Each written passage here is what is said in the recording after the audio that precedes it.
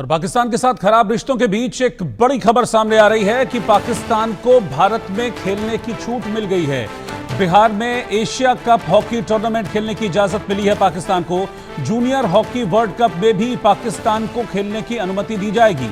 भारत और पाकिस्तान के बीच हम देख रहे हैं कि पहलगाम के बाद से ही तनाव चरम पर है। पहलगाम आतंकी हमले के बाद भारत ने पाकिस्तान के खिलाफ बहुत सारी बड़ी कार्रवाई की थी।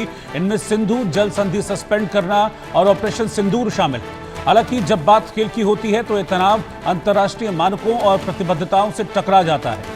अगले महीने बिहार के राजगीर में आयोजित होने वाले एशिया कप हॉकी टूर्नामेंट में पाकिस्तान की टीम को खेलने की अनुमति मिलने के पीछे भी कुछ ऐसे ही अंतर्राष्ट्रीय खेल सिद्धांत और भारत की वैश्विक खेल छवि की चिंता छुपी हुई है।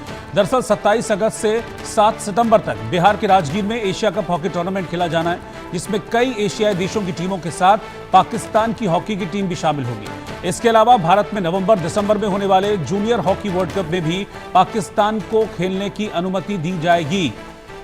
तो ये ब्रेकिंग न्यूज इस वक्त मैं आपको बता रहा हूं। एक तरफ तो हमने देखा कि पाकिस्तान ने कैसे प्रायोजित अटैक किया था पहलगाम पर और इसमें कैसे 26 लोगों की मौत हुई थी। उसके बाद कई तरह के रिश्ते भारत ने पाकिस्तान के साथ तोड़ लिए थे। बॉलीवुड और पाकिस्तान के जो कलाकार थे उनका रिश्ता था उसको ख़त्म कर दिया गया था।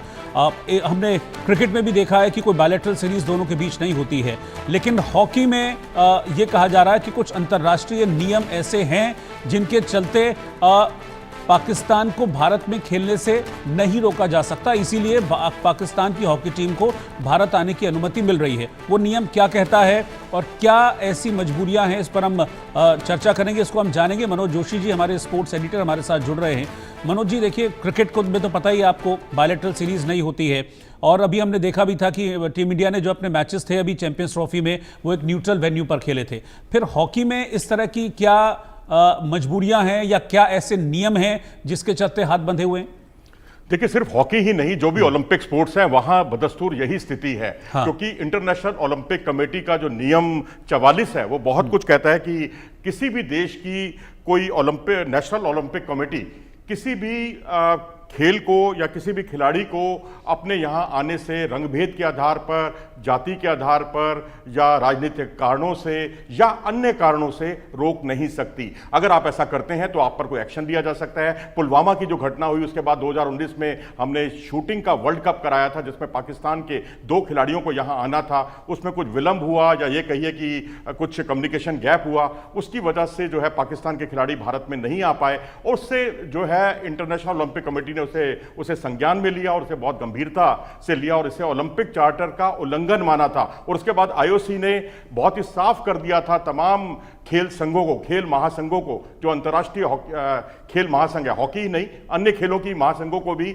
इतला कर दिया था कि भारत को कोई भी इवेंट देने की आवश्यकता नहीं है। तो उसके बाद जो है ये मामला तभी सुलटा जब खेल मंत्रालय ने एक लिखित आश्वासन दिया आईओए को और आईओए ने वो लिखित आश्वासन जो है आईओसी तक पहुंचाया और उसमें स्वीकृति जो है विदेश मंत्रालय की और साथ ही गृह मंत्रालय की भी थी।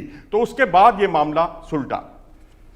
बिल्कुल जाहिर सी। तो क्या मतलब ये मजबूरियां रहेंगी और अगर मान लीजिए भारत अगर इस पर कोई स्टैंड लेता है तो फिर उसके क्या कॉन्सिक्वेंसेस हो सकते हैं?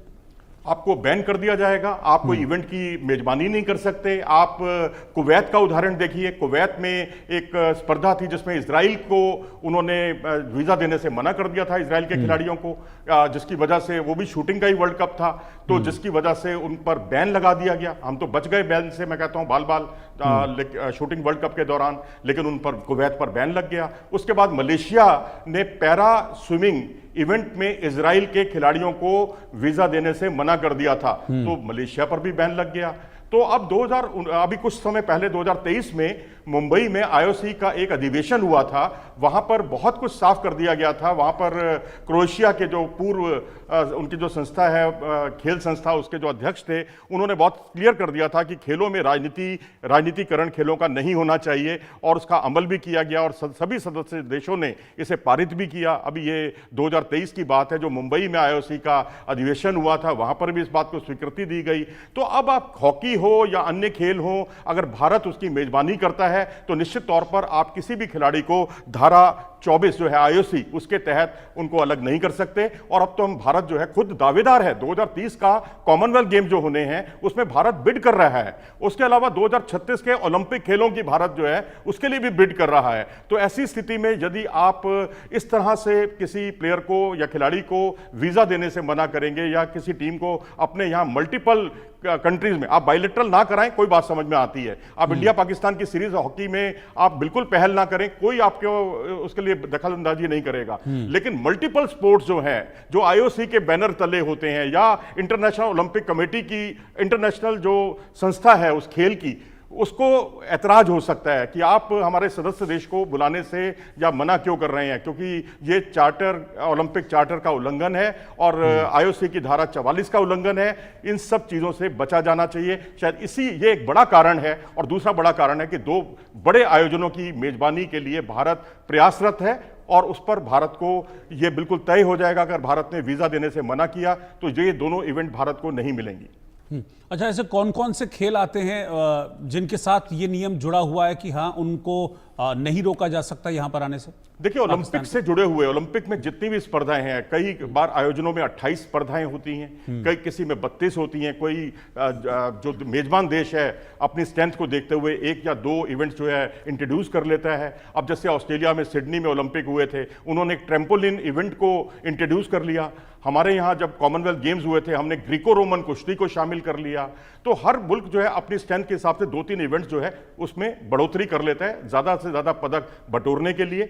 लेकिन अब यहाँ एक सवाल यहाँ पर एक और भी है कि ओलंपिक 2036 की दावेदारी के लिए एक बड़ा सवाल भी उठ गया है। इस दावे के लिए उसमें कहा गया कि भारत में तो डोपिंग के मामले बहुत ज्यादा बढ़ रहे हैं। सच्चाई यह है कि रशिया के बाद, रूस के बाद सबसे ज्यादा डोपिंग के मामले भारत में ही होते हैं।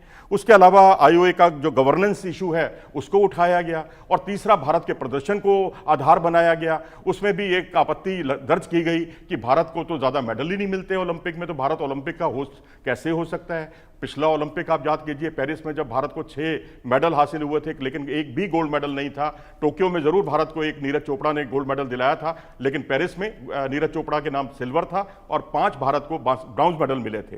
तो जाहिर सी बात है कि जब ये सारी चीजें चल रही हों, उसमें हम अगर एक व्यवधान वाली स्थिति आए, वीजा वाली एक मामूली विषय अगर उभरता है, ठीक है, सेंटीमेंट से जुड़ा हुआ ये इशू जरूर है, लेकिन आपको अगर बड़े आयोजनों से जुड़ना है, आईओसी आईसीसी नहीं है, इस बात को अच्छी तरह से समझ लेना चाहिए। क्योंकि आईसीसी का तो बहुत कुछ खर्चा बीसीसीआई पर निर्भर है, लेकिन क्रिकेट से बिल्कुल अलग हटकर आईओसी की स्थिति अलग है। आईओसी अपनी जो नियम 44 है उसको पालन करने के लिए, उसको इंप्लीमेंट करने के लिए पूरी तरह से सख्त है, सख्त उसके नियम है और उसमें वो किसी को नहीं बख्शता। और तो और अमेरिका में ने 12 देशों का बहिष्कार किया हुआ था। अब उनके यहाँ जो है फीफा वर्ल्ड कप होना है, उसके बाद उनके यहाँ लॉस एंजलिस ओलंपिक होने हैं, वो सारे के सारे जो है उन्होंने बैन हटा दिए। ओलंपिक को मतलब अमेरिका जैसे मुल्क को भी बाध्य होना पड़ा है आईओसी की इस शर्त के नाते।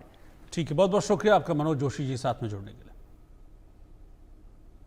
और अब खबर झारखंड से है, जहां पर अवैध खनन के दौरान बड़ा हादसा हो गया है। झारखंड के राम